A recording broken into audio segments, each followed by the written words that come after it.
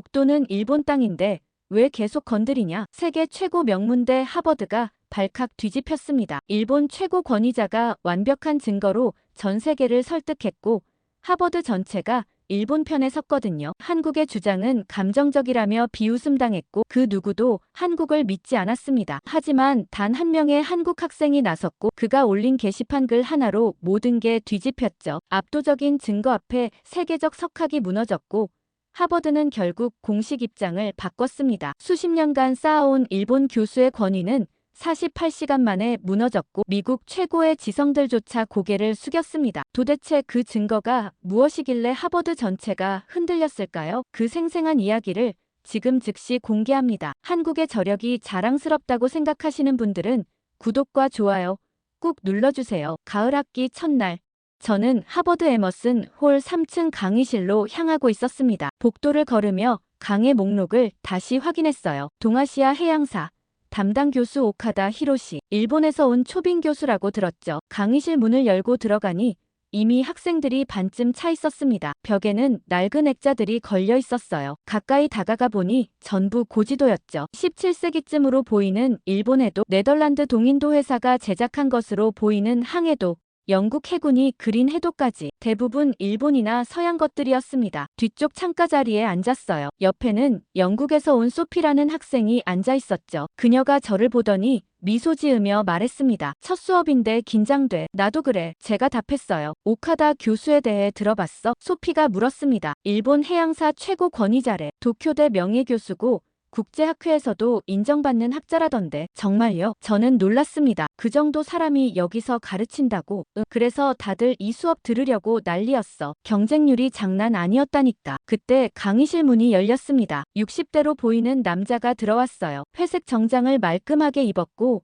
안경을 쓰고 있었죠. 걸음걸이부터 범상치 않았습니다. 조용하지만 확고한 기운이 느껴졌어요. 오카다 히로시였습니다. 그가 교탁 앞에 서서 학생들을 둘러봤어요. 강의실이 조용해졌죠. 안녕하십니까? 그의 영어는 완벽했습니다. 일본식 억양이 약간 섞여 있었지만 오히려 그게 권위 있게 들렸어요. 저는 오카다 히로시입니다. 앞으로 여러분과 함께 동아시아 해양의 역사를 탐구하게 되었습니다. 그가 노트북을 열어 프로젝터에 연결했습니다. 첫 슬라이드가 떴어요. 제목은 일본의 해양 기록 전통이었죠. 정교하게 그려진 일본 고지도가 나타났어요. 섬들의 위치, 해류의 방향, 암초의 위치까지 상세하게 표시되어 있었죠. 이것이 1670년대 제작된 해도입니다. 오카다가 포인터로 지도를 가리켰습니다. 보시다시피 측량 기술이 상당히 발달해 있었습니다. 서양의 기술을 받아들이기 전부터 이미 정교한 체계를 갖추고 있었죠. 학생들이 감탄하는 소리가 들렸습니다. 저도 놀랐어요. 정말 인상적이었거든요. 다음 슬라이드에는 메이지 시대 관보가 나왔습니다. 일본어로 빼곡하게 적힌 공식 문서였어요. 메이지 정부는 근대화 과정에서 해양 영토를 체계적으로 정리했습니다. 오카다가 계속 설명했죠. 모든 섬의 위치와 소속을 관보에 기재했고 국제법에 따라 공표했습니다. 그가 잠시 멈추더니 학생들을 둘러봤습니다. 반면 한국의 경우는 다소 상황이 달랐습니다. 제 귀가 쫑긋해졌어요. 한국도 물론 해양 기록이 있습니다. 오카다가 말을 이었습니다. 하지만 체계성 면에서는 일본과 차이가 있었죠. 무엇보다 많은 자료가 감정적 해석에 의존하는 경향이 있습니다. 감정적이라는 단어가 강의실에 울렸습니다. 몇몇 학생들이 고개를 끄덕였어요. 학문은 객관적이어야 합니다. 오카다가 단호하게 말했습니다. 감정이나 민족주의가 개입하면 진실을 볼 수 없습니다. 저는 그 말이 합리적으로 들렸습니다. 맞는 말 아닌가 싶었죠. 소피가 조심스럽게 손을 들었습니다. 교수님, 질문 하나 드려도 될까요? 물론입니다. 오카다가 미소 지었어요. 한국 측 자료도 함께 비교해서 살펴볼 계획이신가요? 소피가 물었습니다. 좋은 질문입니다. 오카다가 고개를 끄덕였죠. 하지만 한국 측 자료 중 상당수는 아직 국제학계의 표준 검증을 거치지 않았습니다. 1차 사료로 인정받기에는 신뢰도 문제가 있죠. 그래서 이번 학기에는 검증된 자료 위주로 진행하겠습니다. 그의 대답은 부드러웠지만 단호했습니다. 소피는 더 이상 묻지 않았어요. 강의실 분위기가 묘하게 굳어졌습니다. 오카다는 다음 슬라이드로 넘어갔어요. 이번에는 서양 학술지 논문 목록이 나왔죠. 모두 권위 있는 학술지들이었습니다. 제 연구는 이러한 저널들에 게재되어 국제적으로 인정받았습니다. 오카다가 말했습니다. 객관성과 엄밀성을 최우선으로 하는 학문적 접근이었기 때문입니다. 저는 노트에 그 학술지 이름들을 적었습니다. 나중에 찾아봐야겠다고 생각했죠. 수업이 끝나갈 무렵 오카다가 공지를 했습니다. 다음 주에 공개 콜로퀴엄을 진행합니다. 그가 말했어요. 주제는 독도와 다케시마의 역사적 진실입니다. 제가 수십 년간 연구한 내용을 발표할 예정입니다. 강의실이 술렁거렸습니다. 독도라는 단어에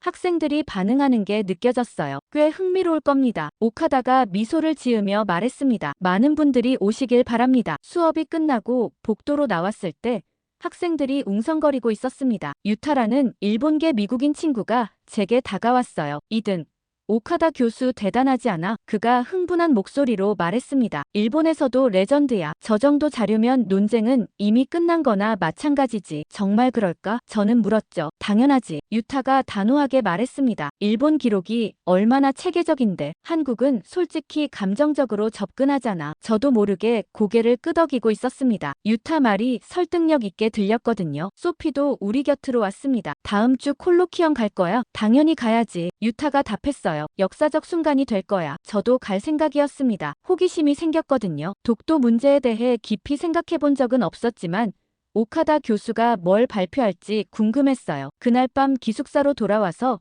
오카다 교수를 검색해봤습니다. 정말 놀라운 경력이었어요. 도쿄대 사학과 명예교수, 일본학술회의 회원, 수십 편의 논문과 저서, 국제학회에서 여러 번 기조연설을 했고 일본 정부 자문위원도 지냈더군요. 그의 논문 하나를 다운받아 읽어봤습니다. 영어로 쓰인 40페이지짜리 논문이었죠. 각주가 빼곡했고 인용된 자료도 방대했습니다. 읽으면 읽을수록 압도당하는 느낌이었어요. 이 사람 말이 맞는 것 같은데 저는 속으로 생각했습니다. 한국 쪽은 정말 감정적인 건가? 창밖을 보니 하버드 캠퍼스의 밤 풍경이 고요했습니다. 가로등 불빛 아래 학생들이 오가고 있었죠. 저는 노트북을 덮고 침대에 누웠습니다. 다음 주 콜로퀴엄이 기다려졌어요. 뭔가 중요한 걸 배우게 될 것 같았거든요. 일주일이 지나고 콜로퀴엄 당일이 됐습니다. 강당에 도착했을 때 저는 깜짝 놀랐어요. 평소 세미나와는 완전히 다른 분위기였거든요. 입구부터 사람들이 붐볐습니다. 역사학부 학생들뿐만 아니라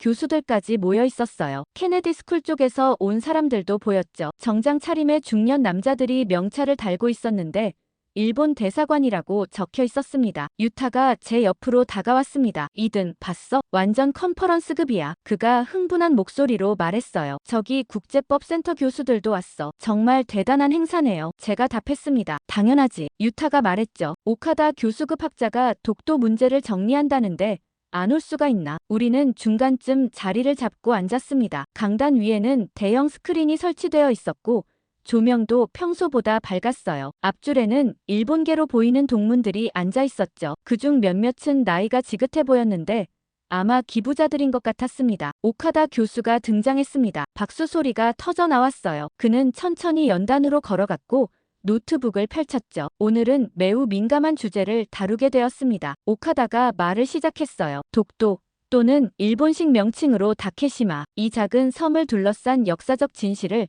여러분과 공유하고자 합니다. 강당이 조용해졌습니다. 모두가 집중하고 있었어요. 첫 슬라이드가 떴습니다. 17세기 일본 해도였어요. 섬들이 정교하게 그려져 있었고 한자로 이름들이 적혀 있었죠. 1667년 제작된 은주시 청합기입니다. 오카다가 설명했습니다. 여기에 다케시마와 마츠시마가 명확히 기록되어 있습니다. 당시 일본 어민들이 이미 이 섬들을 인지하고 활용하고 있었다는 증거죠. 그가 포인터로 지도의 특정 부분을 가리켰어요. 한자 표기가 선명하게 보였습니다. 다음 슬라이드로 넘어갔습니다. 이번에는 서양 탐험가가 그린 지도였어요. 프랑스 항해사 라페루즈의 1787년 해도입니다. 오카다가 계속 설명했죠. 여기서도 섬의 위치가 일본 해역으로 표시되어 있습니다. 유럽 항해사들도 이를 일본 영향권으로 인식했다는 뜻입니다. 학생들이 메모하는 소리가 들렸습니다. 저도 노트북을 열어 받아 적기 시작했어요. 슬라이드가 계속 넘어갔습니다. 메이지 시대 관복,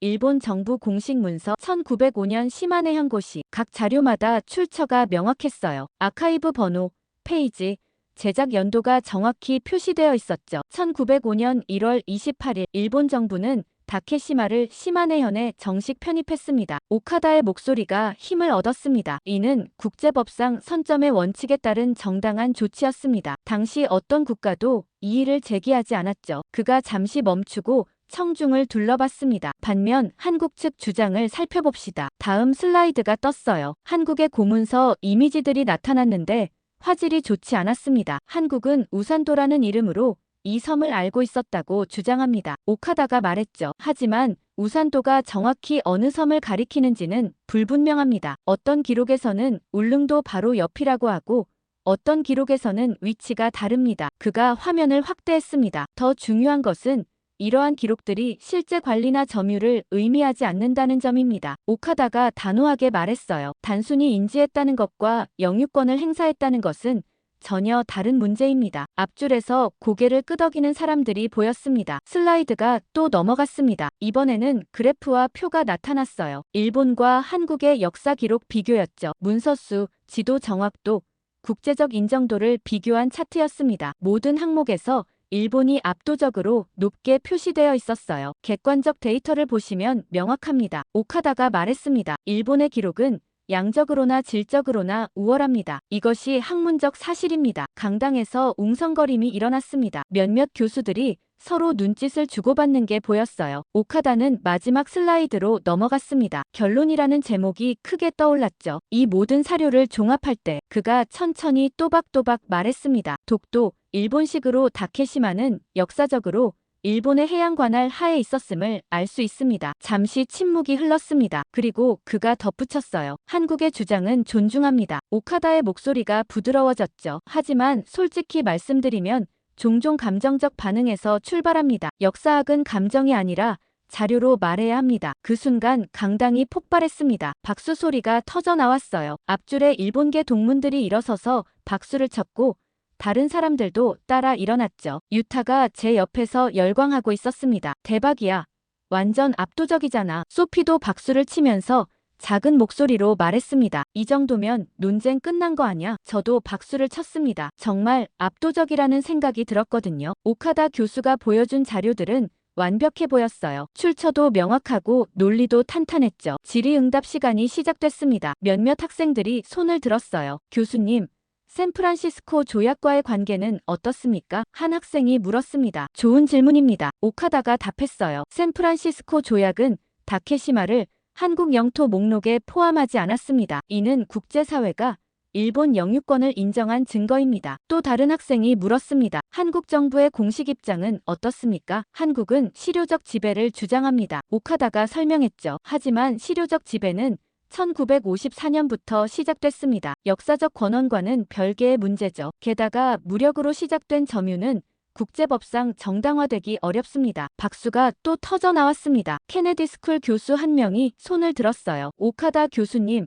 국제사법재판소 회부에 대한 의견은 어떠십니까? 일본은 여러 차례 제안했지만 한국이 거부했습니다. 오카다가 답했습니다. 진실을 확신한다면 재판을 두려워할 이유가 없죠. 거부한다는 것 자체가 많은 걸 시사합니다. 강당이 다시 술렁거렸습니다. 저는 옆자리 유타를 쳐다봤어요. 그도 저를 보며 고개를 끄덕였죠. 우리 둘 다 같은 생각을 하고 있었습니다. 이건 결정적이다. 콜로키엄이 끝나고 사람들이 일어섰습니다. 앞으로 나가 오카다와 이야기하려는 사람들로 강단 주변이 붐볐어요. 복도로 나오니 학생들이 흥분된 목소리로 대화하고 있었습니다. 완전 압도적이었어. 누군가 말했죠. 한국은 이제 어떻게 반박할 건데? 일본 기록이 저 정도로 체계적인데. 다른 학생이 답했습니다. 솔직히 감정적으로만 접근하는 것 같아. 팩트 앞에서는 할 말이 없는 거지. 저도 그렇게 생각하고 있었습니다. 오카다 교수가 보여준 건 압도적이었어요. 수십 년 연구의 결과물이었고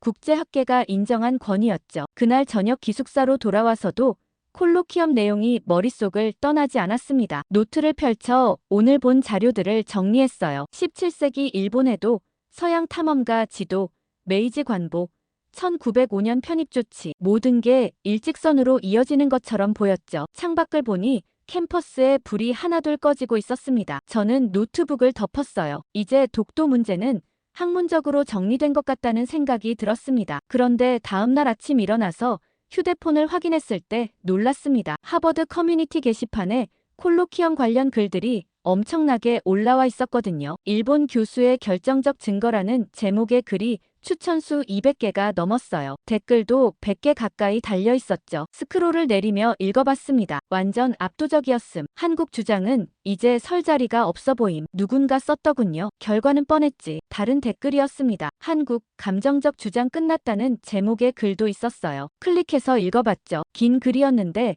오카다 교수가 제시한 자료들을 하나하나 정리하면서 한국 측 주장이 얼마나 근거가 약한지 분석하고 있었습니다. 댓글들도 대부분 동조하는 분위기였어요. 솔직히 한국은 늘 시끄럽게 항의만 하는 느낌. 이번에 확실히 정리된 것 같음. 그런 댓글들이 줄줄이 달려 있었습니다. 식당에서 아침을 먹는데 옆 테이블에서 학생들이 대화하는 소리가 들렸습니다. 어제 콜로키엄 봤어? 한 학생이 물었어요. 응. 완전 대박이었어. 다른 학생이 답했죠. 일본 기록이 저 정도로 체계적일 줄은 몰랐어. 그러게. 첫 번째 학생이 말을 이었습니다. 한국은 감정적으로만 접근하는 것 같더라. 학문적으로는 승산이 없어 보여. 저는 토스트를 먹으면서 그 대화를 듣고 있었습니다. 불편한 느낌이 들었지만 뭐라고 반박할 수도 없었어요. 저도 어제 같은 생각을 했었거든요. 오후에 동아시아 정치 토론 수업이 있었습니다. 교수가 영토 분쟁을 주제로 토론을 진행했어요. 독도 문제가 자연스럽게 나왔죠. 일본은 기록이 철저하잖아요. 제이슨이라는 학생이 말했습니다. 17세기부터 지도에 표시하고 관리했다는 증거가 명확해요. 반면 한국은 우산도가 어딘지도 불분명하고요. 맞아요. 에밀리가 거들었습니다. 한국은 늘 뒤에서 항의하는 느낌이에요. 실제 증거보다는 감정에 호소하는 것 같아요. 교수가 질문을 던졌습니다. 한국 측 입장을 옹호할 사람이 있나요? 강의실이 조용해졌습니다. 아무도 손을 들지 않았어요. 저도 손을 들지 않았죠. 뭐라고 말해야 할지 몰랐거든요. 영국 학생 한 명이 조심스럽게 입을 열었습니다. 하지만 한국도 역사 기록이 있잖아요. 조선왕 조실록 같은. 그게 우산도가 독도라는 증거는 아니잖아. 제이슨이 바로 반박했어요. 오카다 교수님도 말씀하셨듯이 위치가 불명확해. 그건 해석의 문제일 수도. 영국 학생이 말을 이었지만 목소리에 힘이 없었습니다. 해석이 아니라 팩트의 문제지. 에밀리가 단호하게 말했습니다. 일본은 정확한 좌표와 지도로 증명했어. 한국은 그런 게 없잖아. 영국 학생은 더 이상 말하지 않았습니다. 교수가 다음 주제로 넘어갔어요. 그 장면을 보면서 저는 뭔가 씁쓸한 기분이 들었습니다. 하지만 동시에 어쩔 수 없다는 생각도 들었어요. 증거가 일본 쪽에 더 많으니까요. 저녁에 도서관에서 공부하고 있는데 유타가 왔습니다. 이든 트위터 봤어? 그가 물었어요. 아니, 무슨 일인데? 오카다 교수 콜로키엄 영상이 올라갔어. 유타가 자기 휴대폰을 보여줬습니다. 누군가 콜로키엄을 녹화해서 유튜브에 올렸고 그게 SNS로 퍼지고 있었어요. 조회수가 이미 10,000건을 넘었더군요. 댓글을 읽어봤습니다. 일본 교수가 한국 주장을 완벽하게 논파함. 팩트로 때려박는 거 쾌감오짐. 한국은 이제 할 말 없을 듯. 그런 댓글들이 대부분이었습니다. 물론 한국 측 반박 댓글도 있었어요. 하지만 곧바로 다른 댓글들에 묻혔죠. 감정 섞으면 학문이 안 되지. K-팝 좋아하는 거랑 팩트랑은 엄연히 다른 거야. 이런 식의 댓글들이었습니다. 유타가 말했습니다. 이제 학계에서도 정리될 것 같아. 오카다 교수급 권위자가 이렇게 명확하게 증명했는데 반박이 가능하겠어? 그럴 것 같네요. 저는 답했습니다. SNS를 더 살펴보니 한국 역사에 관심 있는 학생들이 반박을 시도하는 글들도 보였습니다. 하지만 댓글 반응은 싸늘했어요. 또 감정적으로 나오네. 그냥 인정하면 안 돼. 팩트 앞에서 감정은 의미 없어. 이런 댓글들이 달렸죠. 한국계 학생 하나가 긴 글을 올렸습니다. 한국 측 사료에 대한 설명이었어요. 우산도가 독도를 가리킨다는 근거들을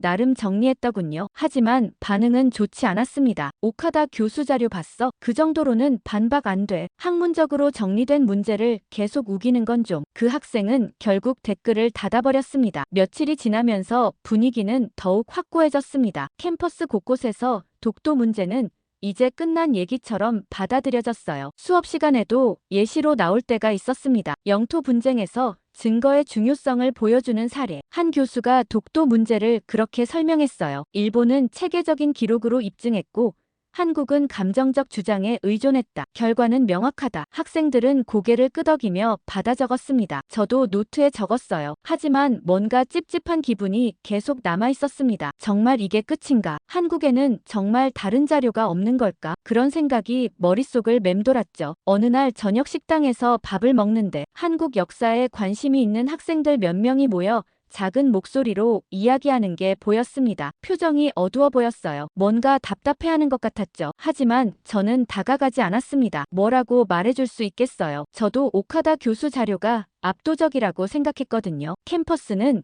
이미 결론을 내린 것 같았어요. 독도는 일본 땅이라는, 아니, 최소한 일본 주장이 더 설득력 있다는. 창밖을 보니 하버드의 밤이 고요했습니다. 도서관에 불이 켜져 있었고 학생들이 공부하고 있었죠. 모두가 각자의 진실을 공부하고 있었지만 독도에 관해서만큼은 하나의 진실이 지배하는 것처럼 보였습니다. 오카다 교수의 진실이요. 저는 침대에 누웠습니다. 내일도 수업에서 독도 얘기가 나올 것 같았어요. 그리고 모두가 같은 결론을 반복할 거였죠. 하지만 그때는 몰랐습니다. 이 확고한 분위기가 곧 흔들리게 될 거라는 걸요. 그 흔들림은 2주 후에 시작됐습니다. 오카다 교수가 두 번째 콜로키엄을 연다는 공지가 떴거든요. 이번에는 동아시아 해양 분쟁의 국제법적 접근이라는 제목이었어요. 저는 당연히 참석하기로 했습니다. 유타와 소피도 함께 가기로 했죠. 강당에 도착했을 때 지난번만큼은 아니었지만 여전히 사람들이 많았습니다. 자리를 잡고 왔는데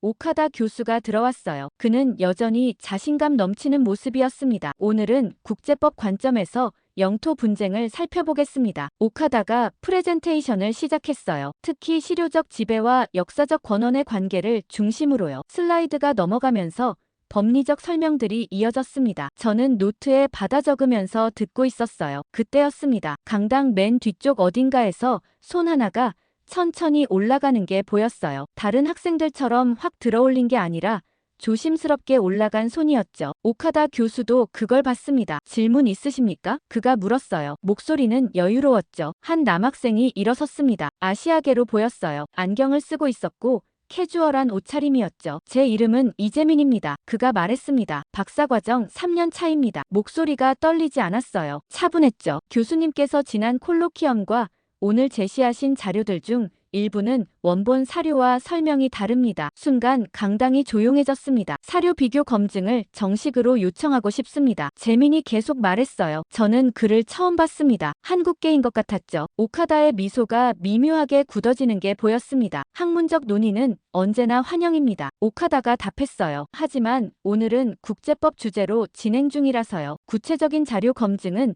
나중에 메일로 주시면 답변 드리겠습니다. 그는 자연스럽게 다음 슬라이드로 넘어가려 했습니다. 하지만 재민은 앉지 않았어요. 잠깐만요. 재민이 말했습니다. 이건 오늘 주제와도 관련이 있습니다. 교수님께서 역사적 권한을 설명하실 때 인용하신 자료 중 일부가 부정확합니다. 오카다의 표정이 완전히 굳었습니다. 강당의 분위기도 변했어요. 앞줄에 앉아있던 일본계 학생 몇 명이 재민을 돌아봤습니다. 얼굴이 굳어 있었죠. 구체적으로 어떤 부분이 문제라고 생각하십니까? 오카다가 물었습니다. 목소리에 날이 서 있었어요. 조선왕조실록 1419년 기록입니다. 재민이 또박또박 말했어요. 교수님께서 인용하신 내용과 원본이 다릅니다. 또한 1512년 대마주 조공 문서도 교수님 해석과 원본 내용이 상이합니다. 강당에서 웅성거림이 일어났습니다. 저는 유타를 쳐다봤어요. 그도 당황한 표정이었죠. 그리고 일본 메이지 정부의 일부 공식 지도는 재민이 계속했습니다. 교수님께서 제시하신 발표와는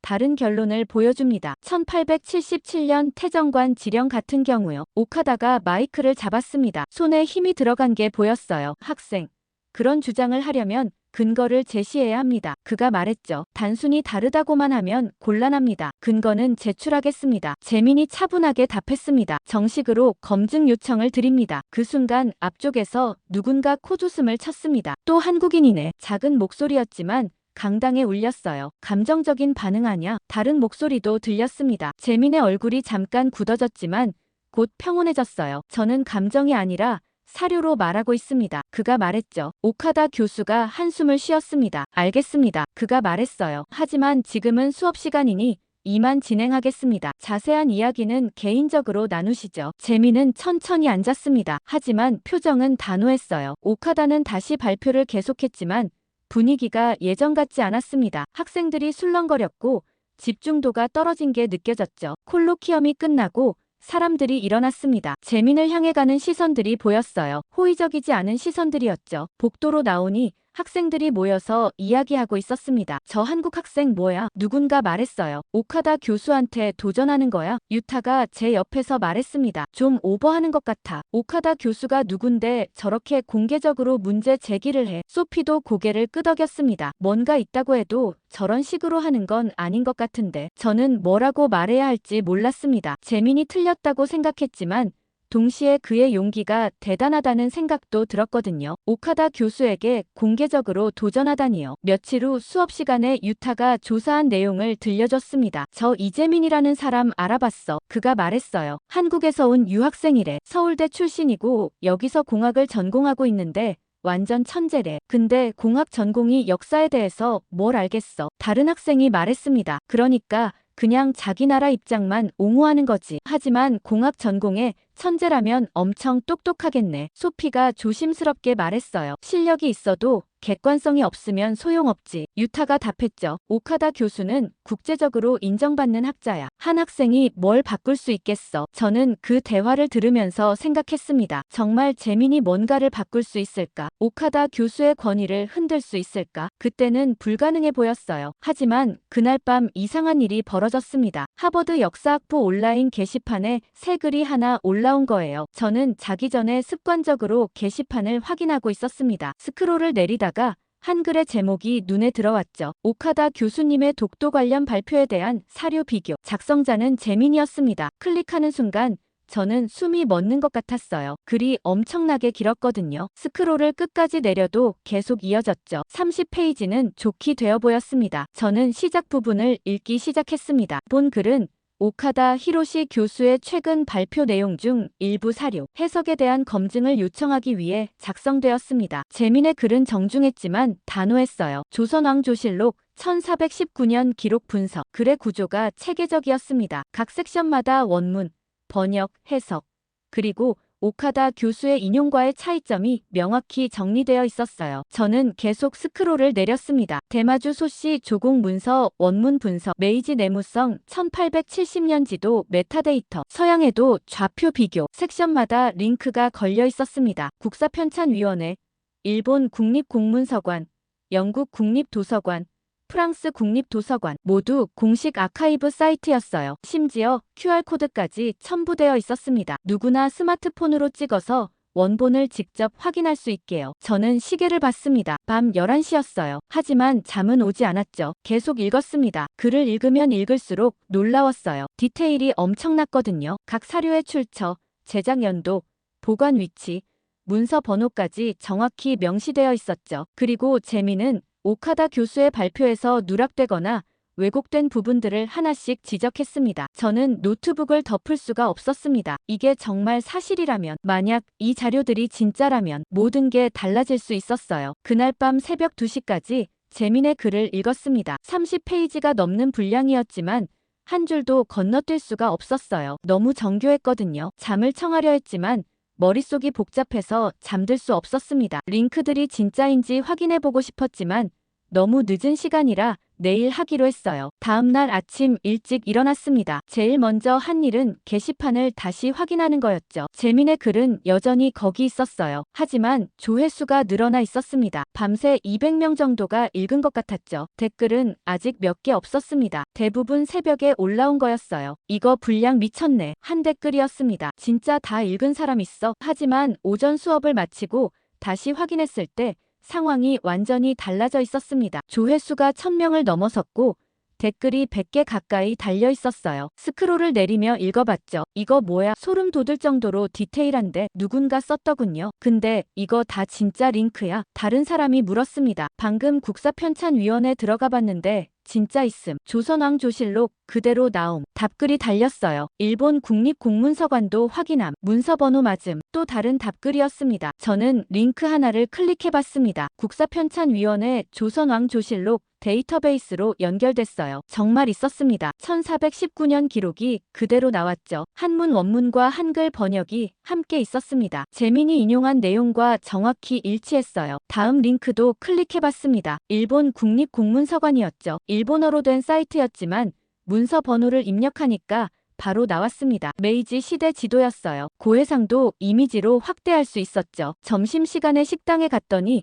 학생들이 모여서 재민의 글 얘기를 하고 있었습니다. 진짜 링크 다 들어가 봤어? 한 학생이 물었어요. 응. 미친 거야. 다른 학생이 답했습니다. 전부 공식 아카이브야. 조작이 아니라고. 그럼 어제 일본 교수 발표는 뭐였던 거야? 세 번째 학생이 물었죠. 분위기가 묘했습니다. 어제까지만 해도 재민을 이상하게 보던 학생들이 이제는 진지하게 그의 글을 논의하고 있었거든요. 오후에 도서관에 갔을 때 더 놀라운 광경을 봤습니다. 학생들이 노트북을 펼쳐놓고 재민의 글에 나온 링크들을 하나하나 확인하고 있었어요. 프린트해온 사람들도 있었죠. 유타가 제게 다가왔습니다. 이든, 이거 봤어? 그가 자기 노트북을 보여줬어요. 재민의 글이 떠 있었습니다. 봤어. 제가 답했죠. 어떻게 생각해? 유타가 물었습니다. 표정이 복잡했어요. 모르겠어. 저는 솔직하게 답했습니다. 하지만 링크들은 진짜 같아. 유타가 고개를 끄덕였습니다. 나도 확인해봤어. 전부 공식 사이트야. 그런데 그게 오카다 교수가 틀렸다는 증거는 아니잖아. 그날 저녁 게시판은 완전히 뒤집혀 있었습니다. 재민의 글이 최상단에 고정됐고 관련 토론 글들이 우후죽순 올라왔어요. 누가 이 자료들 검증 좀 해봐야 하는 거 아냐? 한글의 제목이었습니다. 교수들한테 보여줘야 할 것 같음. 다른 글이었죠. 학생 커뮤니티에도 퍼지기 시작했습니다. 하버드 전체 게시판에 누군가 링크를 공유했거든요. 밤이 되자 다른 학과 학생들도 반응하기 시작했습니다. 법대생들이 국제법 관점에서 분석하는 글을 올렸고 지리학과 학생들이 지도 좌표를 검증하는 글을 올렸어요. 캠퍼스가 술렁이고 있었습니다. 다음 날 아침 더 놀라운 일이 벌어졌습니다. 교수들이 움직이기 시작한 거예요. 문헌학 그레이엄 교수가 게시판에 댓글을 달았습니다. 조선왕조실록 데이터베이스 확인했습니다. 인용이 정확합니다. 학과 차원의 검토가 필요해 보입니다. 그 댓글 아래로 학생들의 반응이 폭발했어요. 교수님도 인정하시네. 이거 진짜 큰일인데. 오카다 교수 어떻게 되는 거야? 점심시간에 지도학 로웰 교수도 댓글을 달았습니다. 메이지 지도 메타데이터를 확인했습니다. 국립공문서관 기록과 일치합니다. 이 자료는 학술적 가치가 있습니다. 이제 학생들만의 논쟁이 아니었습니다. 교수들도 재민의 자료를 진지하게 검토하기 시작한 거예요. 오후에 학과 게시판에 공지가 올라왔습니다. 학과장 마틴의 글이었죠. 최근 게시판에 올라온 자료 검증 요청건에 대해 학과 차원에서 검토하겠습니다. 관련 교수진 회의를 소집할 예정입니다. 그 글 아래 댓글들이 쏟아졌습니다. 드디어 제대로 검토되는구나. 오카다 교수는 뭐라고 하실까? 재민 대단하다 진짜. 저는 도서관에서 그 공지를 보고 있었습니다. 가슴이 두근거렸어요. 뭔가 큰일이 벌어지고 있다는 걸 느꼈거든요. 소피가 제 옆에 앉았습니다. 이든, 이거 정말 대단한 일 아냐? 그녀가 흥분한 목소리로 말했어요. 한 학생이 게시판 글 하나로 학과 전체를 움직이고 있잖아. 정말 그래. 제가 답했습니다. 근데 결과가 어떻게 될까? 모르겠어. 소피가 말했죠. 하지만 적어도 검증은 되겠지. 그게 중요한 거 아닐까? 그날 저녁 SNS에서도 이 이야기가 퍼지기 시작했습니다. 하버드 학생 하나가 일본 교수에게 도전장. 누군가 트윗을 올렸어요. 30페이지 논문급 반박문으로. 리트윗이 수백 개 달렸습니다. 유튜브에도 영상이 올라오기 시작했어요. 하버드에서 벌어진 독도 논쟁. 한국 학생의 반격. 그런 제목들이었죠. 밤이 되어 기숙사로 돌아왔을 때 룸메이트가 말했습니다. 너희 학과 완전 난리 났더라. 그가 웃으며 말했어요. 내 친구들도 다 그 글 얘기하던데. 정말요? 저는 놀랐습니다. 응. 캠퍼스 전체가 아는 것 같아. 저는 침대에 누워 천장을 바라봤습니다. 며칠 전만 해도 재민은 이상한 한국 학생 취급을 받았어요. 모두가 그를 무시했죠. 하지만 이제는 달랐습니다. 그의 글이 캠퍼스를 뒤흔들고 있었어요. 교수들까지 움직이게 만들었죠. 휴대폰을 확인했더니 게시판에 새 글이 또 올라와 있었습니다. 국제법 교수가 댓글을 단 거였어요. 제시된 문서들을 검토했습니다. 국제법 논쟁에서 중요한 선행 자료들입니다. 공식적인 학술 검증이 필요합니다. 저는 휴대폰을 내려놓았습니다. 이제 돌아갈 수 없는 지점을 넘은 것 같았어요. 재민의 글 하나가 모든 걸 바꿔놓고 있었습니다. 오카다 교수의 권위, 캠퍼스의 분위기, 그리고 우리가 당연하다고 믿었던 진실까지. 창밖을 보니 하버드의 밤이 여전히 고요했습니다. 하지만 그 고요함 속에서 뭔가가 크게 움직이고 있다는 걸 느낄 수 있었어요. 내일 무슨 일이 벌어질까? 저는 그 생각을 하며 잠이 들었습니다. 며칠 후 학과 게시판에 공지가 올라왔습니다. 비공개 검증 회의 소집, 참석자 명단과 일시가 적혀 있었어요. 저는 그 명단을 보고 깜짝 놀랐습니다. 제 이름이 들어가 있었거든요. 관찰자 겸 회의록 정리 조교로 선발됐다는 내용이었죠. 심장이 빠르게 뛰었습니다. 역사적인 순간을 직접 목격하게 되는 거였어요. 회의는 이틀 후 오후 2시로 잡혔습니다. 장소는 역사학과 세미나룸이었죠. 회의 당일 30분 일찍 도착했습니다. 긴 타원형 테이블이 놓인 방이었어요. 창문으로 캠퍼스가 내려다 보였죠. 조교 선배가 저를 맞았습니다. 이든 여기 앉아. 그가 테이블 한쪽 끝 모서리를 가리켰어요. 녹음하고 정리만 하면 돼. 발언은 하지 마. 알겠습니다. 제가 답했죠. 노트북을 펼치고 준비했습니다. 사람들이 하나둘 들어오기 시작했습니다. 학과장 마틴이 제일 먼저 왔어요. 그 다음 문헌학 그레이엄 교수, 지도학 로웰 교수가 들어왔죠. 국제법 교수와 일본사 전공 교수도 왔습니다. 그리고 오카다 히로시가 들어왔습니다. 표정이 평소와 달랐어요. 굳어 있었죠. 그는 테이블 한쪽 끝에 앉았습니다. 마지막으로 재민이 들어왔습니다. 그는 노트북과 서류 가방을 들고 있었어요. 오카다 맞은편 테이블 반대쪽 끝에 앉았죠. 묘하게 재판 같은 구도였습니다. 회의를 시작하겠습니다. 마틴이 말했어요. 오늘은 최근 제기된 사료 검증 문제를 다룹니다. 양측 모두 발표 기회를 드리겠습니다. 그가 오카다를 쳐다봤습니다. 교수님, 먼저 해명하시겠습니까? 오카다가 고개를 끄덕였습니다. 노트북을 열어 프로젝터에 연결했어요. 제 발표 내용을 다시 정리했습니다. 그가 말을 시작했죠. 목소리는 여전히 자신감이 있었지만 어딘가 예민해 보였습니다. 슬라이드가 넘어갔습니다. 지난 콜로키엄에서 보여드린 자료들이 다시 나타났어요. 일본 고지도, 메이지 관보, 서양 해도들. 이 자료들은 모두 검증된 것입니다. 오카다가 설명했어요. 국제학계에서 인정받은 사료들이죠. 일본의 역사적 권원을 일관되게 뒷받침합니다. 교수들이 화면을 주시했습니다. 저도 노트북에 받아 적으면서 지켜봤어요. 오카다의 발표는 20분 정도 이어졌습니다. 여전히 정교했고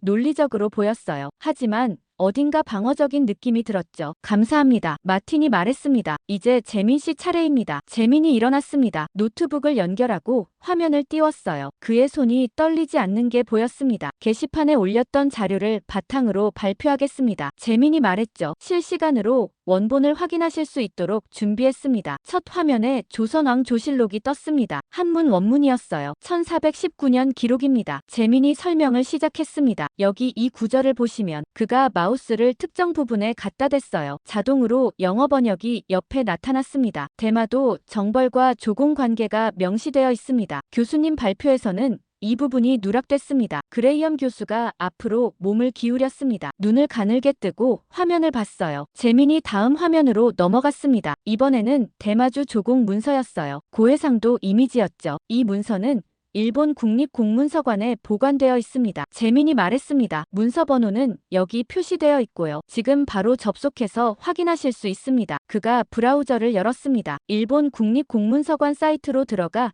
문서 번호를 입력했어요. 똑같은 문서가 나타났습니다. 로웰 교수가 자기 노트북을 꺼냈습니다. 직접 확인하기 시작했어요. 재민의 발표가 계속됐습니다. 메이지 지도가 화면에 떴어요. 1877년 태정관 지령입니다. 재민이 지도를 확대했죠. 여기 표기를 보시면 독도가 조선령으로 명시되어 있습니다. 일본 정부 공식 문서입니다. 오카다가 입술을 깨물었습니다. 표정이 굳어 있었어요. 이것도 메타데이터를 확인하시겠습니까? 재민이 물었습니다. 다시 브라우저를 열어 아카이브에 접속했어요. 제작 연도, 발행 기관, 문서 등급 모두 나타났습니다. 내무성 발행 공식 지도로 기록되어 있습니다. 재민이 설명했죠. 초안이 아니라 정식 발행본입니다. 국제법 교수가 끄덕이는 게 보였습니다. 메모를 하고 있었어요. 다음은 서양 해도입니다. 재민이 여러 지도를 동시에 띄웠습니다. 영국, 프랑스, 러시아 해군이 제작한 것들이었죠. 좌표를 비교해 보겠습니다. 그가 투명한 레이어를 겹쳐 보여줬어요. 독도는 대부분 울릉도 인근,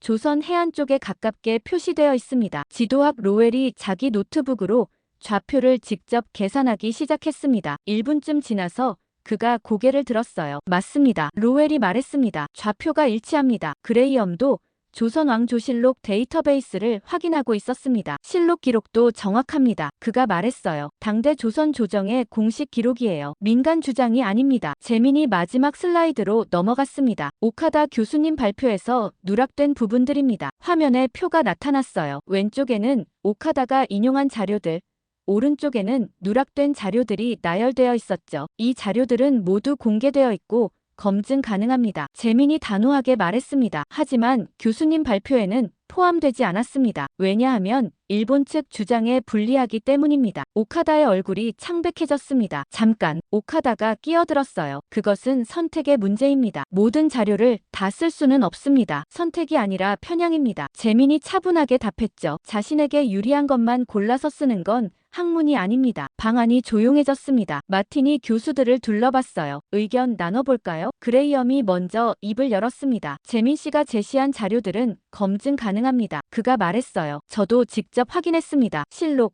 일본 공문서, 서양에도 모두 원본과 일치합니다. 로웰도 거들었습니다. 지도 좌표도 정확합니다. 메타데이터도 확인했습니다. 이건 학술적으로 유의미한 자료들입니다. 국제법 교수가 말했습니다. 특히 태정관 지령은 중요합니다. 일본 정부가 독도를 자국 영토가 아니라고 명시한 문서니까요. 국제법 논쟁에서 핵심이 될 수 있습니다. 오카다가 변명하려 했습니다. 하지만 해석의 여지가 해석이 아닙니다. 그레이엄이 끊었어요. 원문이 명확합니다. 교수님께서 의도적으로 누락하신 겁니다. 마틴이 오카다를 쳐다봤습니다. 교수님, 해명하시겠습니까? 오카다는 한참 아무 말도 하지 못했습니다. 그러다 작은 목소리로 말했어요. 저는 제 연구 방법론을 따랐을 뿐입니다. 그 방법론이 편향되어 있었다는 게 문제입니다. 마틴이 말했죠. 학과 차원에서 공식 조사에 들어가겠습니다. 회의가 끝났습니다. 사람들이 하나둘 자리에서 일어났어요. 재민은 조용히 자료를 정리하고 있었습니다. 오카다는 고개를 숙인 채 나갔죠. 저는 노트북을 덮었습니다. 방금 역사적 순간을 목격했다는 걸 알았어요.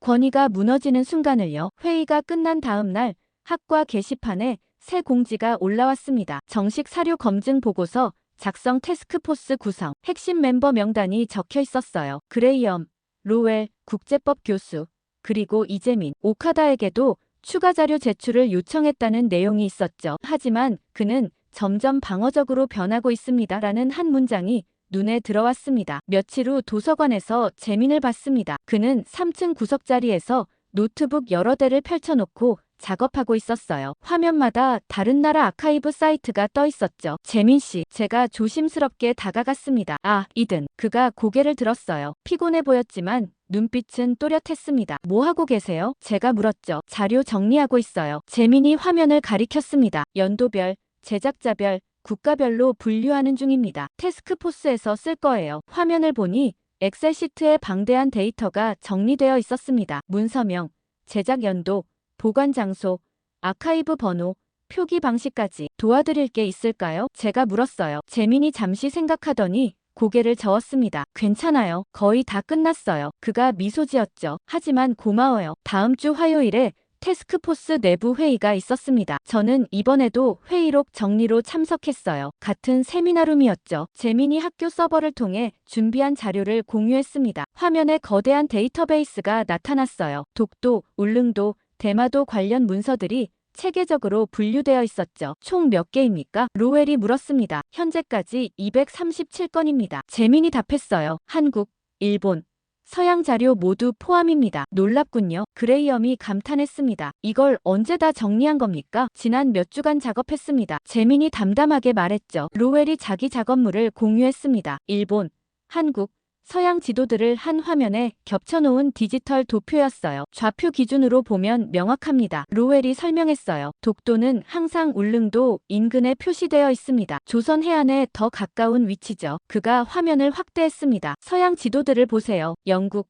프랑스, 러시아 해군이 독립적으로 제작한 것들입니다. 모두 비슷한 위치에 표기했어요. 시각적으로 매우 설득력 있었습니다. 지도들이 겹쳐지면서 독도의 위치가 일관되게 나타났거든요. 그레이엄이 텍스트 자료들을 정리한 문서를 펼쳤습니다. 조선왕조실록의 관련 구절들을 연대순으로 배열했어요. 1419년부터 시작해서 여러 시기에 걸친 기록들이 나열되어 있었죠. 실록 기록은 일관성이 있습니다. 그레이엄이 말했어요. 울릉도와 우산도를 구분해서 기록하고 있고 관리 주체를 명시하고 있습니다. 당대 공식 문서로서 신뢰도가 높습니다. 그가 다른 화면을 띄웠습니다. 일본 측 문서에서 모순되는 표현들이라는 제목이었어요. 흥미로운 건 일본 자료들입니다. 그레이엄이 설명했죠. 1877년 태정관 지령처럼 일본 정부 스스로 독도를 자국 영토가 아니라고 명시한 경우가 있습니다. 화면에 해당 문서의 확대 이미지가 나타났습니다. 한자로 적힌 문장이 선명했어요. 죽도 외 일도는 본방과 관계없음을 명심할 것. 외 일도가 바로 독도입니다. 그레이엄이 강조했습니다. 일본 최고 행정기관이 내린 공식 지령이에요. 국제법 교수가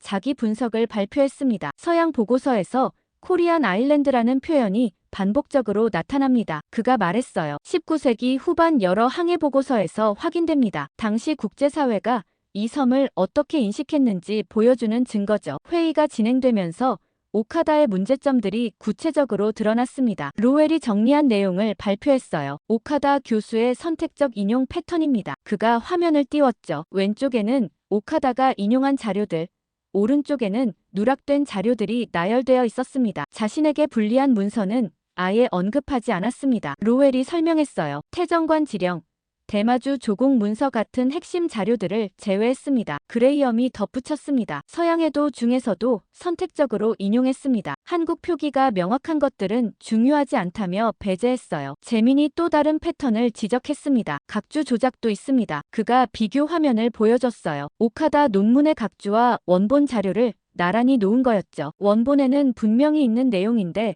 각주에서는 삭제됐습니다. 의도적 왜곡으로 볼 수밖에 없습니다. 회의실이 무거운 침묵에 잠겼습니다. 일본의 일관성을 강조하기 위한 의도적 셀렉션입니다. 국제법 교수가 결론을 내렸어요. 학문적으로 용납할 수 없는 수준입니다. 마틴이 고개를 끄덕였습니다. 보고서 초안을 작성하시죠. 그가 말했어요. 학과 공식 입장문을 준비해야겠습니다. 다음 주부터 초안 작성이 시작됐습니다. 저는 조교로서 그 과정을 지켜봤어요. 교수들이 한 줄 한 줄 신중하게 문장을 다듬었습니다. 하버드 역사학부 공식 입장문이라는 제목이 맨 위에 적혔어요. 그 아래 서론이 작성됐습니다. 최근 제기된 사료 검증 요청에 대해 학과 차원의 철저한 조사를 진행했다는 내용이었죠. 본론에서는 검증된 사실들이 나열됐습니다. 조선왕조실록의 신뢰성, 일본 태정관 지령의 의미, 서양 해도의 일관성, 각 항목마다 구체적인 근거가 첨부됐어요. 결론 부분을 작성할 때 교수들이 오래 토론했습니다. 어떻게 표현할 것인가? 너무 강하면 외교 문제가 될 수 있고 너무 약하면 학문적 책임을 다하지 못하는 거였죠. 결국 이렇게 정리됐습니다. 현재까지 확인된 사료에 기반할 때 독도가 역사적으로 한국의 영토로 인식되고 관리되어 왔다는 해석이 가장 설득력 있다. 그 문장을 보는 순간 제 가슴이 뛰었습니다. 하버드가 공식 입장을 정한 거였어요. 마틴이 마지막 문단을 추가했습니다. 오카다 히로시 교수의 발표는 중대한 연구윤리 위반 가능성이 인정되어 징계위원회에 회부한다는 내용이었죠. 초안이 완성됐습니다. 교수들이 한 번 더 검토하고 서명했어요. 저는 그 장면을 보며 생각했습니다. 제가 믿어온 권위가 무너지는 소리가 들리는 것 같았어요. 하지만 동시에 진실이 드러나는 소리이기도 했죠. 며칠 후 공식 발표 날짜가 잡혔습니다. 다음 주 월요일 오전 10시 학과 전체에 이메일이 발송됐어요. 캠퍼스가 또다시 술렁이기 시작했습니다. 드디어 결론이 나는구나. 학생들이 말했어요. 오카다 교수는 어떻게 될까? 재미는 영웅이 되는 거 아니야? 저는 도서관에서 그런 대화들을 들으며 창밖을 바라봤습니다. 하버드 캠퍼스가 평화로워 보였지만 그 안에서는 큰 변화가 일어나고 있었어요. 곧 모든 게 공개될 거였습니다. 공식 발표는 아직 나지 않았지만 소문은 이미 퍼지고 있었습니다. 주말 동안 캠퍼스 곳곳에서 학생들이 모여 이야기하는 모습이 보였어요. 뭔가 큰일이 있다는 건 모두가 알고 있었죠. 일요일 저녁 식당에서 유타를 만났습니다. 그는 평소와 달리 표정이 어두웠어요. 이든 내일 발표 어떻게 될 것 같아? 그가 물었습니다. 모르겠어. 제가 답했죠. 하지만 뭔가 큰 결정이 나올 것 같아. 유타가 한숨을 쉬었습니다. 솔직히 불안해. 그가 말했어요. 오카다 교수가 정말 틀렸을까? 그 정도 권위자가 증거는 명확해 보였어. 제가 조심스럽게 말했습니다.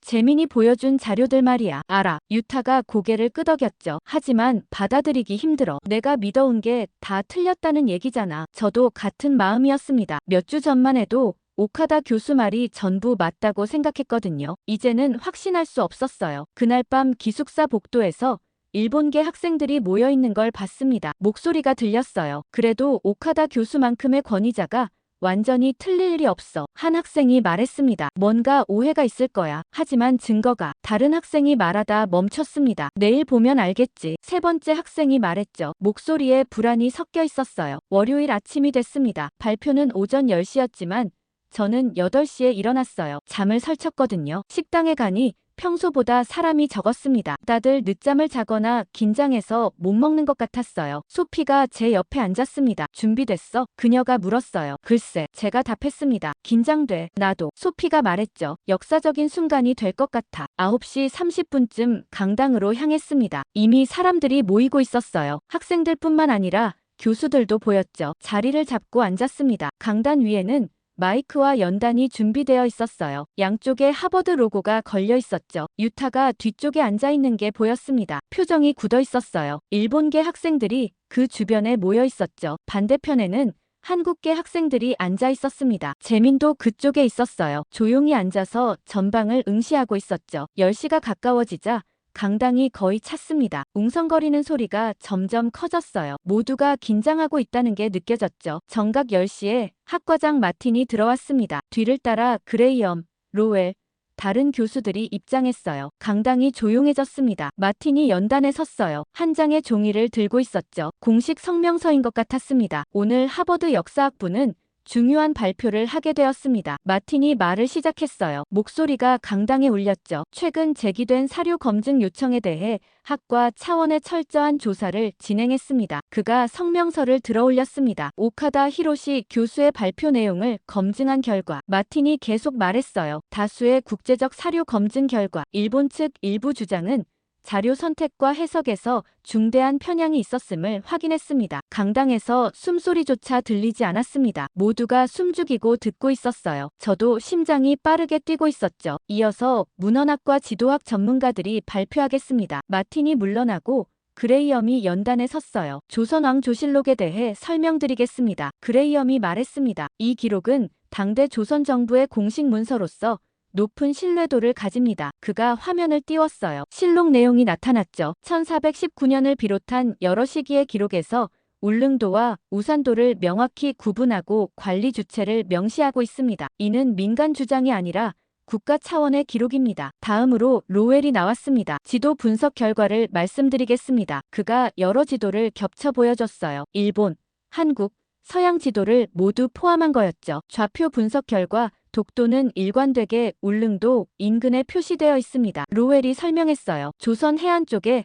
더 가까운 위치입니다. 서양 해군이 독립적으로 제작한 지도들도 같은 결과를 보여줍니다. 국제법 교수도 발표했습니다. 특히 주목할 점은 1877년 일본 태정관 지령입니다. 그가 말했어요. 일본 최고 행정기관이 독도를 자국 영토가 아니라고 명시한 공식 문서입니다. 이는 국제법 논쟁에서 핵심 자료가 될 수 있습니다. 발표가 이어지는 동안 강당의 분위기가 변하고 있었습니다. 처음에는 긴장했던 사람들이 점점 충격에 빠지는 게 보였어요. 유타의 얼굴이 창백해졌습니다. 일본계 학생들도 마찬가지였죠. 한국계 학생들은 조심스럽게 서로를 쳐다보고 있었어요. 믿을 수 없다는 표정들이었습니다. 마틴이 다시 연단에 섰습니다. 결론을 말씀드리겠습니다. 그가 성명서를 들었어요. 하버드 역사학부는 현재까지 확인된 사료에 기반해 볼 때 그가 또박또박 읽었습니다. 독도가 역사적으로 한국의 영토로 인식되고 관리되어 왔다는 해석이 가장 설득력 있다고 결론 내립니다. 강당이 폭발했습니다. 웅성거림이 터져 나왔어요. 어떤 사람들은 박수를 쳤고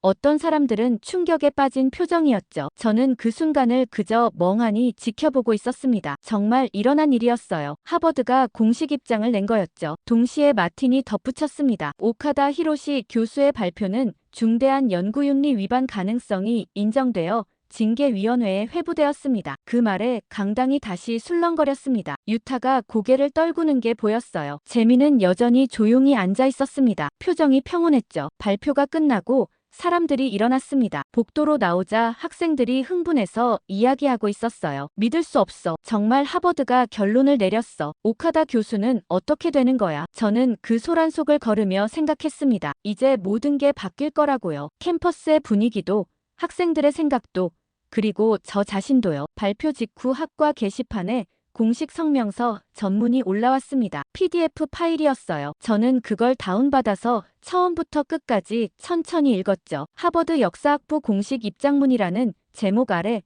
학과장과 교수들의 서명이 빼곡했습니다. 그레이엄, 로웰, 국제법 교수, 일본사 교수까지 모두가 서명했어요. 성명서는 체계적으로 구성되어 있었습니다. 서론에서는 검증 과정을 설명했고 본론에서는 각 사료의 분석 결과를 상세히 다뤘죠. 그리고 결론 부분에 그 문장이 있었습니다. 현재까지 확인된 사료에 기반해 볼 때 독도가 역사적으로 한국의 영토로 인식되고 관리되어 왔다는 해석이 가장 설득력 있다. 저는 그 문장을 여러 번 읽었습니다. 하버드가 공식적으로 입장을 밝힌 거였어요. 단순한 학문적 논쟁을 넘어선 것 같았죠. 점심시간에 식당은 그 얘기로 시끌벅적했습니다. 완전 역사적인 순간이었어. 한 학생이 말했어요. 하버드가 이렇게 명확하게 입장을 밝힌 적이 있었나? 거의 없지. 다른 학생이 답했습니다. 그만큼 증거가 확실했다는 거겠지. 유타는 혼자 구석에 앉아 있었습니다. 음식을 거의 먹지 않고 있었어요. 제가 다가가 앉았죠. 괜찮아? 제가 물었습니다. 유타가 고개를 들었어요. 눈이 충혈되어 있었습니다. 모르겠어, 이든. 그가 작은 목소리로 말했어요. 내가 믿어온 게 다 틀렸다는 걸 어떻게 받아들여야 할지. 저도 같은 기분이었습니다. 몇 주 전까지만 해도 오카다 교수 말이 맞다고 확신했었거든요. 우리 모두 틀렸어. 제가 말했죠. 하지만 이제 진실을 알았잖아. 유타가 씁쓸하게 웃었습니다. 그게 위로가 될까? 그날 오후 동아시아 정치 수업이 있었습니다. 교수가 발표에 대해 언급했어요. 오늘 아침 역사학부의 발표를 들으셨을 겁니다. 교수가 말했습니다. 이는 학문이 어떻게 작동해야 하는지 보여주는 중요한 사례입니다. 그가 칠판에 글을 쓰기 시작했어요. 사료 기반 연구, 객관적 검증, 동료 평가. 이것이 학문의 기본 원칙입니다. 교수가 학생들을 둘러봤어요. 권위에 의존해서는 안 됩니다. 아무리 유명한 학자라도 사료 앞에서는 검증받아야 합니다. 한 학생이 손을 들었습니다. 그럼 우리는 뭘 믿어야 합니까? 사료를 믿어야죠. 교수가 답했어요. 그리고 그 사료를 검증하는 과정을 믿어야 합니다. 저는 그 말을 노트에 받아 적었습니다. 수업이 끝나고 복도에서 한국계 학생 몇 명이 조심스럽게 이야기하고 있었습니다. 정말 믿기지 않아. 한 학생이 말했어요. 하버드가 이렇게 명확하게 입장을 밝힐 줄은. 재민 덕분이지. 다른 학생이 답했습니다. 그가 없었으면 이런 일은 없었을 거야. 저도 그렇게 생각했습니다. 한 사람의 용기가 전체를 바꾼 거였어요. 저녁에 도서관에 갔더니 재민이 있었습니다. 여전히 노트북 앞에 앉아 작업하고 있었어요. 제가 다가갔죠. 재민 씨, 축하드립니다. 제가 말했습니다. 재민이 고개를 들었어요. 미소를 지었지만 피곤해 보였습니다. 고마워요. 그가 말했죠. 하지만 아직 끝난 게 아니에요. 무슨 뜻이에요? 제가 물었습니다. 진실을 밝혔을 뿐이에요. 재민이 설명했어요. 이제 이걸 어떻게 받아들일지는 각자의 몫이죠. 그의 말이 깊게 와닿았습니다. 그날 밤 SNS를 확인해 봤습니다. 하버드의 발표가 이미 전 세계로 퍼지고 있었어요. 하버드, 독도는 한국 땅 공식 인정. 한국 언론의 헤드라인이었습니다. 세계 최고 명문대의 역사적 결정. 다른 매체도 비슷했어요. 일본 언론은 다른 반응이었습니다. 하버드의 편향된 판단. 한 신문의 제목이었죠. 학문적 중립성 상실. 다른 기사였습니다. 하지만 댓글을 보니 일본 네티즌들도 의견이 갈렸어요. 증거를 보면 할 말이 없다. 한 댓글이었습니다. 오카다 교수가 자료를 선택적으로 썼다는 게 문제다. 다른 댓글이었죠. 국제학계도 반응하기 시작했습니다. 영국의 한 역사학 교수가 트윗을 올렸어요. 하버드의 결정은 사료 기반 연구의 모범 사례다. 엄밀한 검증 과정을 거쳤다. 프랑스 지도학 교수도 논평했습니다. 좌표 분석은 매우 설득력 있다. 서양 해도들이 일관되게 같은 위치를 가리킨다. 다음날 아침 캠퍼스는 이상한 분위기였습니다. 어제의 흥분은 가라앉고 묘한 조용함이 감돌았어요. 학생들이 각자 생각에 잠긴 것 같았죠. 점심시간에 소피를 만났습니다. 어제 발표 이후 계속 생각하고 있어. 그녀가 말했어요. 나도 편견이 있었다는 걸 깨달았어. 무슨 편견? 제가 물었죠. 일본이 더 학문적이라고 생각했어. 소피가 솔직하게 말했습니다. 한국은 감정적이라고 생각했고. 근데 그게 완전히 틀렸더라고. 저도 똑같았어요. 제가 인정했습니다. 우리 모두 그랬던 것 같아. 오후에 특별 세미나가 열렸습니다. 이번 사건의 교훈이라는 제목이었어요. 그레이엄 교수가 강연했죠. 우리는 권위를 맹신했습니다. 그가 말했어요. 오카다 교수가 유명하니까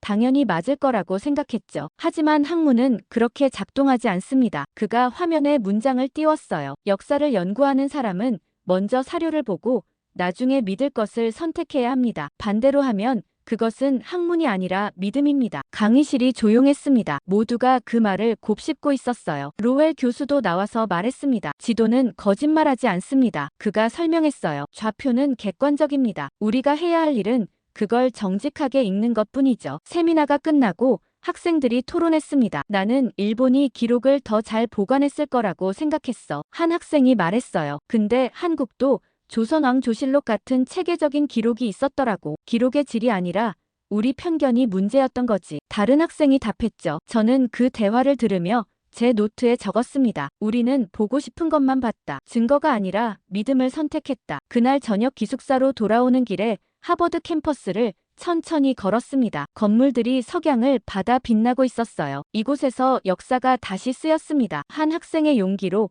교수들의 정직함으로, 그리고 사료의 힘으로요. 휴대폰을 확인하니 학과 게시판에 새 글이 올라와 있었습니다. 오카다 교수 징계 결과 발표 예정이라는 공지였어요. 내일 오후라고 적혀 있었죠. 다음 날 오후 평소와 달리 분위기가 무거웠어요. 학생들이 하나둘 들어와 자리에 앉았죠. 아무도 말을 하지 않았습니다. 교수가 들어왔습니다. 책을 내려놓고 우리를 둘러봤어요. 오늘은 어제 발표에 대해 이야기해 봅시다. 그가 말했습니다. 솔직하게 말해주세요. 여러분은 처음에 어떻게 생각했습니까? 잠시 침묵이 흘렀습니다. 아무도 먼저 입을 열려 하지 않았어요. 제이슨이 조심스럽게 손을 들었습니다. 솔직히 말하면 그가 시작했어요. 저는 일본이 더 신뢰할 만하다고 생각했습니다. 기록이 체계적이고 학문적으로 보였거든요. 그가 잠시 멈췄다가 계속했죠. 한국은 늘 감정적으로 반응한다고 생각했어요. 증거보다는 민족주의로 주장한다고요. 근데 완전히 틀렸더라고요. 교실이 조용했습니다. 모두가 제이슨을 보고 있었어요. 에밀리도 손을 들었습니다. 저도 비슷했어요. 그녀가 말했습니다. 한국이 시끄럽다고 생각했어요. 뭔가 계속 항의하고 문제 제기한다고요. 근데 이제 보니까 그게 아니었어요. 그녀의 목소리가 떨렸습니다. 한국은 자료를 이 정도로 갖추고 있었는데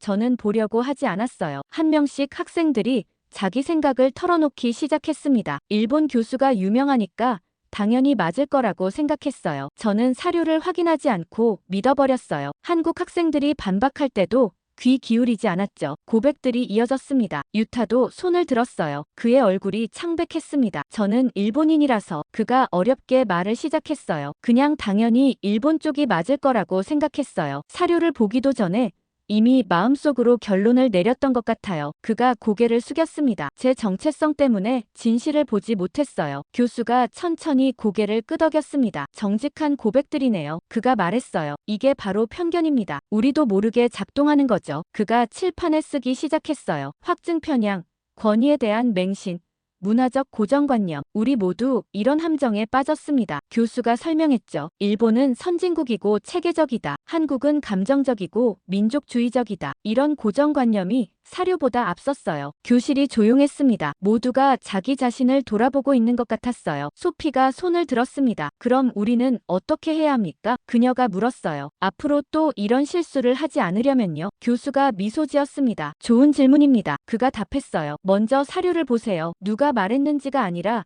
무엇을 말하고 있는지를 보는 겁니다. 그가 칠판을 두드렸습니다. 역사학자는 사료를 먼저 보고 나중에 믿을 것을 정합니다. 반대로 하면 안 돼요. 저는 그 문장을 노트에 받아 적었습니다. 오후 수업이 끝나고 학생 라운지에 모였습니다. 자발적인 토론 모임 같은 게 생긴 거예요. 열댓 명이 모여 앉아 이야기를 나눴죠. 난 한국이 늘 피해자 코스프레 한다고 생각했어. 한 학생이 솔직하게 말했습니다. K-팝 좋아하는 거랑 역사는 다르다고 생각했고. 근데 그게 편견이었더라. 다른 학생이 답했어요. 한국 문화는 좋아하면서 한국 주장은 안 믿었다는 게 모순이잖아. 저도 그랬어요. 세 번째 학생이 말했죠. 한국 드라마 보면서 한국 역사는 의심했어. 왜 그랬을까? 제가 물었습니다. 아마 선입견 때문인 것 같아. 한 학생이 답했어요. 일본은 선진국이니까 더 학문적일 거라는. 한국은 개발도상국 이미지가 남아있으니까 덜 신뢰할 만하다는. 하지만 그건 완전히 틀렸잖아. 다른 학생이 말했습니다. 한국은 조선왕조실록 같은 엄청난 기록을 가지고 있었어. 우리가 몰랐던 것뿐이지. 그날 저녁 로웰 교수의 특강이 있었습니다. 편견을 넘어선 학문이라는 제목이었어요. 강의실이 가득 찼죠. 여러분은 지도를 어떻게 읽습니까? 로웰이 물었습니다. 제작자를 먼저 봅니까? 아니면 좌표를 먼저 봅니까? 학생들이 고개를 갸우뚱했어요. 우리는 제작자를 먼저 봤습니다. 로웰이 답했죠. 일본이 만들었으니 정확하겠지. 서양이 만들었으니 객관적이겠지. 하지만 지도는 좌표로 말합니다. 그가 화면에 여러 지도를 띄웠습니다. 누가 만들었든 좌표는 거짓말하지 않아요. 로웰이 설명했어요. 독도의 위치는 모든 지도에서 일관됩니다. 우리가 제작자의 국적 때문에 그걸 다르게 해석하려 했을 뿐이죠. 강의가 끝나고 질의응답 시간이 있었습니다. 한 학생이 물었어요. 교수님도 처음에는 오카다 교수 편이셨나요? 로웰이 잠시 생각하더니 솔직하게 답했습니다. 그랬습니다. 그가 말했어요. 저도 오카다 교수의 명성을 알고 있었고 일본 학계를 존중했죠. 하지만 재민이 보여준 좌표를 확인하는 순간 제 생각이 틀렸다는 걸 알았습니다. 그게 학자의 태도 아닐까요? 로웰이 덧붙였어요. 틀렸다는 걸 인정하고 수정하는 것. 박수가 터져 나왔습니다. 다음 날 아침 세미나에서 그레이엄 교수도 비슷한 이야기를 했습니다. 저도 처음에는 의심했습니다. 그가 인정했어요. 한국 학생이 일본 교수에게 도전한다. 과대망상 아닐까 생각했죠. 하지만 실록 원문을 확인하는 순간 부끄러웠습니다. 그가 학생들을 둘러봤어요. 제가 믿음을 가지고 사료를 선택하려 했다는 걸 깨달았어요. 사료를 보고 믿음을 정해야 하는데 말이죠. 수업 시간마다 비슷한 성찰들이 이어졌습니다. 교수들도 학생들도 자기 편견을 인정하기 시작했어요. 점심시간에 유타가 제게 다가왔습니다. 이든, 나 재민한테 사과하고 싶어. 그가 말했어요. 뭐라고 해야 할지 모르겠지만 같이 가자. 제가 말했습니다. 우리는 도서관으로 갔습니다. 재민이 평소 자리에 앉아 있었어요. 유타가 그 앞에 섰죠. 재민 씨. 유타가 말을 꺼냈습니다. 저는 당신이 처음 질문했을 때 무시했어요. 한국인이라서 편향됐다고 생각했어요. 그가 목소리가 떨렸습니다. 정말 미안합니다. 재민이 고개를 들었어요. 유타를 쳐다봤죠. 괜찮아요. 재민이 조용히 말했습니다. 저도 처음엔 화났어요. 하지만 이제는 이해해요. 편견은 누구에게나 있으니까요. 유타가 손을 내밀었습니다. 재민이 그 손을 잡았어요. 두 사람이 악수하는 모습을 보며 저는 생각했습니다. 이게 바로 변화구나. 인정하고 배우는 것. 그날 저녁 제 노트를 펼쳐 이렇게 적었습니다. 나는 믿음을 위해 사료를 골랐다. 하지만 이제 안다. 사료를 보고 믿음을 정해야 한다고. 그것이 학문이고 정직함이다. 며칠 후 저는 용기를 내서 재민에게 이메일을 보냈습니다. 제목은 간단했어요. 감사와 사과. 본문에 이렇게 썼죠. 재민 씨, 당신의 글과 발표가 제 생각을 완전히 바꿨습니다. 처음에는 당신을 의심했고 오카다 교수 편을 들었어요. 정말 부끄럽습니다. 혹시 시간 괜찮으면 커피나 저녁 한번 할 수 있을까요? 제대로 사과하고 싶습니다. 이든 올림. 1시간쯤 지나서 답장이 왔습니다. 짧았지만 따뜻했어요. 이든, 사과는 필요 없어요. 하지만 저녁은 좋겠네요. 커피보다는 음식을 먹으면서 이야기하는 게 더 좋을 것 같아요. 한국 음식 괜찮으세요? 내일 저녁 6시 어때요? 캠퍼스 근처에 작은 한식당이 있어요. 재민. 저는 바로 답장을 보냈습니다. 좋습니다. 주소 보내주세요. 다음 날 저녁 약속 장소에 도착했습니다. 작은 한식당이었어요. 간판에 서울 키친이라고 적혀 있었죠. 문을 열고 들어가니 익숙하지 않은 냄새가 났습니다. 마늘과 고추와 뭔가 발효된 듯한 냄새가 섞여 있었어요. 재민이 구석 테이블에 앉아 있었습니다. 손을 들어 저를 불렀죠. 여기요, 이든. 저는 그쪽으로 걸어가 앉았습니다. 찾기 힘들지 않았어요? 재민이 물었어요. 괜찮았어요. 제가 답했습니다. 여기 자주 와요? 네, 가끔. 재민이 메뉴를 건넸어요. 한국 음식 먹어본 적 있어요? 김치 정도? 저는 솔직하게 답했죠. 다른 건 잘 모르겠어요. 재민이 웃었습니다. 그럼 제가 주문할게요. 초보자도 먹기 좋은 걸로요. 그가 종업원을 불러 한국어로 주문했어요. 저는 하나도 알아듣지 못했지만 재민이 자연스럽게 말하는 모습이 인상적이었습니다. 잠시 후 반찬들이 나왔습니다. 작은 접시들이 테이블을 가득 채웠어요. 빨간 것, 흰 것, 초록색 것들이 놓였죠. 이게 다 반찬이에요? 제가 놀라서 물었습니다. 네. 한국 식당에서는 기본으로 나와요. 재민이 설명했어요. 이게 김치고, 이건 콩나물, 이건 시금치나물이에요. 저는 김치를 하나 집어 먹어봤습니다. 입안이 얼얼했어요. 매웠지만 중독성이 있었죠. 맵죠? 재민이 물었습니다. 처음엔 다들 놀라는데 점점 익숙해져요. 메인 요리가 나왔습니다. 뚝배기에 담긴 김치찌개와 비빔밥이었어요. 이렇게 비벼서 먹으면 돼요. 재민이 비빔밥을 섞어 보여줬습니다. 빨간 고추장과 밥, 야채들이 섞이면서 색깔이 변했어요. 저도 따라 해봤습니다. 처음엔 어색했지만 점점 익숙해졌어요. 한 입 먹어보니 생각보다 맛있었죠. 맛있네요. 제가 말했습니다. 다행이에요. 재민이 미소 지었어요. 한국 음식은 처음엔 낯설어도 먹다 보면 정이 들어요. 우리는 잠시 조용히 먹었습니다. 그러다 제가 먼저 입을 열었어요. 재민 씨.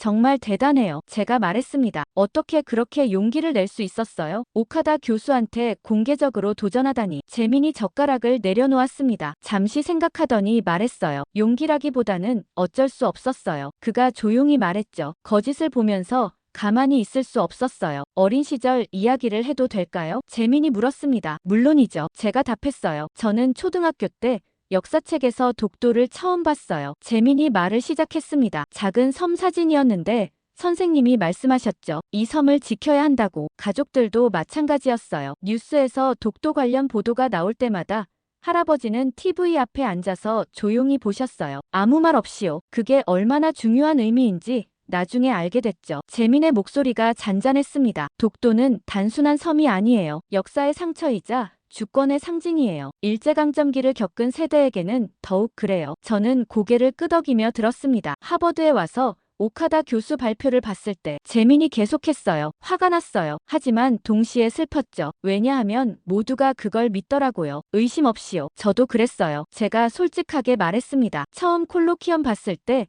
완전히 설득당했어요. 일본 자료가 압도적으로 보였거든요. 재민이 고개를 끄덕였습니다. 권위의 힘이죠. 유명한 교수, 명문대, 화려한 프레젠테이션, 그런 게 사람들을 쉽게 설득해요. 하지만 진실은 다른 곳에 있었어요. 어디예요? 제가 물었죠. 사료 속에요. 재민이 답했습니다. 조용히 쌓여있는 기록들 속에요. 아무도 찾아보지 않는 아카이브 안에요. 저는 그저 그걸 꺼내서 보여준 것뿐이에요. 그게 쉬운 일이 아니잖아요. 제가 말했습니다. 30페이지 논문을 밤새 쓰고 모든 자료에 링크를 다는 거 해야 할 일이었어요. 재민이 담담하게 말했죠. 증거가 없으면 아무도 믿지 않을 테니까요. 우리는 다시 음식을 먹었습니다. 김치찌개를 한 숟가락 떠먹으며 저는 물었어요. 이 음식도 그렇네요. 뭐가요? 재민이 물었습니다. 재료 하나만 맛보고 이게 무슨 요리인지 판단할 수 없잖아요. 제가 설명했어요. 김치만 먹으면 너무 맵고 밥만 먹으면 심심하고 다 섞어야 비빔밥이 되는 거잖아요. 재민이 웃었습니다. 좋은 비유네요. 독도 문제도 그래요. 일본 자료만 보면 안 돼요. 한국 자료,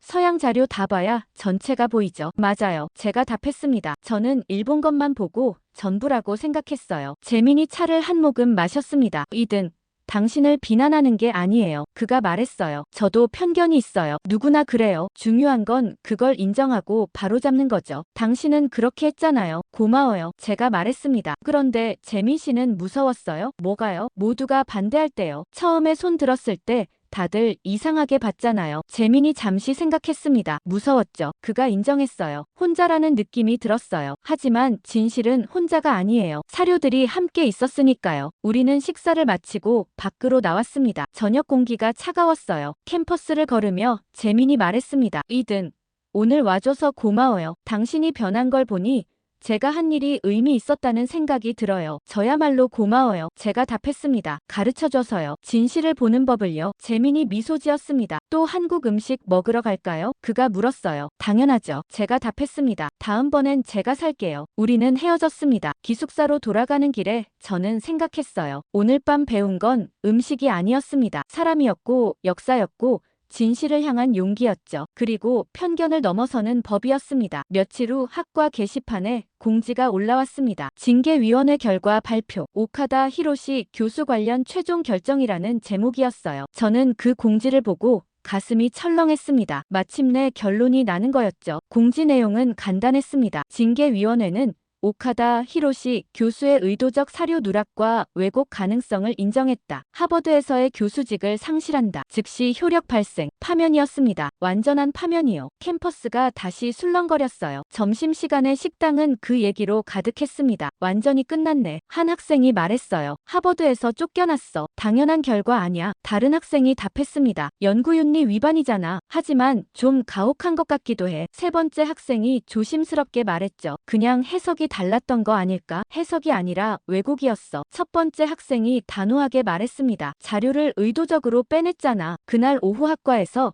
특별 공지가 또 올라왔습니다. 학생들을 위한 공개 타운홀 미팅. 오카다 교수가 참석할 예정이라는 내용이었어요. 마지막 기회를 주는 것 같았습니다. 미팅은 이틀 후로 잡혔습니다. 당일 강당은 사람들로 가득 찼어요. 학생들뿐 아니라 교수들, 심지어 다른 학과 사람들까지 왔죠. 저는 중간쯤에 앉았습니다. 유타가 옆에 있었어요. 그의 얼굴이 긴장해 있었죠. 재민도 뒤쪽에 앉아 있었습니다. 여전히 조용한 표이였어요. 학과장 마틴이 먼저 단상에 올라왔습니다. 오늘은 오카다 교수께 마지막으로 말씀하실 기회를 드립니다. 그가 말했어요. 학생들이 궁금해하는 것들에 대해서도 답변 기회가 있을 겁니다. 마틴이 물러나고 오카다가 들어왔습니다. 그의 모습은 처음 봤을 때와 완전히 달랐어요. 정장은 여전히 말끔했지만 어깨가 축 처져 있었죠. 얼굴도 많이 수척해 보였습니다. 오카다가 천천히 단상 앞으로 걸어갔습니다. 마이크 앞에 섰지만 한동안 말을 하지 못했어요. 손이 떨리는 게 보였죠. 강당이 조용했습니다. 모두가 그를 바라보고 있었어요. 저는 오카다가 마침내 입을 열었습니다. 목소리가 작았어요. 제 연구가 옳다고 믿었습니다. 그가 천천히 말했죠. 수십 년간 일본 역사를 연구하면서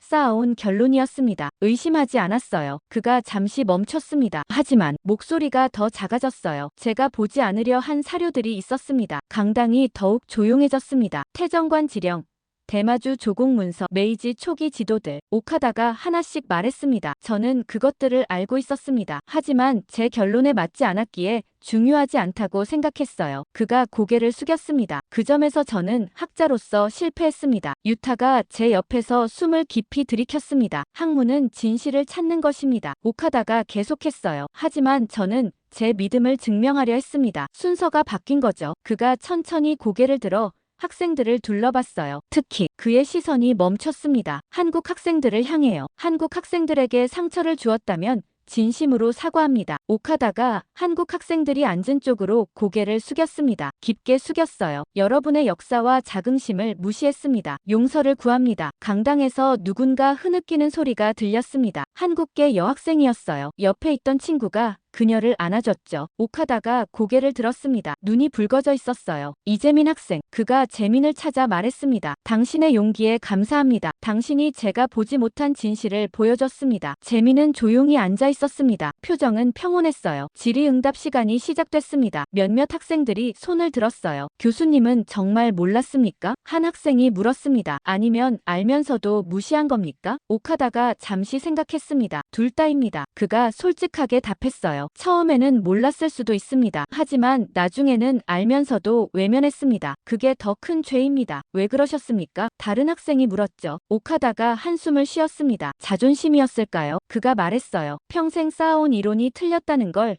인정하기 싫었습니다. 변명이 되지 않는다는 건 압니다. 지금은 어떻게 생각하십니까? 소피가 물었습니다. 부끄럽습니다. 오카다가 답했어요. 학자로서, 인간으로서 부끄럽습니다. 질의응답이 끝나고 사람들이 일어나기 시작했습니다. 분위기가 복잡했어요. 분노, 동정, 안도, 씁쓸함이 뒤섞여 있었죠. 오카다가 단상에서 내려왔습니다. 학생들 사이를 지나 강당 밖으로 향했어요. 아무도 그에게 말을 걸지 않았습니다. 하지만 적대적이지도 않았죠. 그저 조용히 길을 비켜줬습니다. 강당 밖으로 나오니 유타가 벤치에 앉아 있었습니다. 울고 있었어요. 제가 다가가 옆에 앉았죠. 유타, 제가 불렀습니다. 그가 고개를 들었어요. 눈물이 얼굴을 타고 흘렀죠. 오카다 교수가 저렇게 무너질 줄은 몰랐어. 유타가 말했습니다. 권위는 무너질 수 있어. 제가 말했습니다. 하지만 사료는 남아. 유타가 고개를 끄덕였습니다. 며칠 후 도서관에서 재민을 다시 만났습니다. 그는 조선왕조실록 번역본을 읽고 있었어요. 제가 다가가자 미소 지었죠. 오카다 교수 미팅 어땠어요? 제가 물었습니다. 필요한 일이었던 것 같아요. 재민이 답했어요. 그가 인정하는 모습을 보니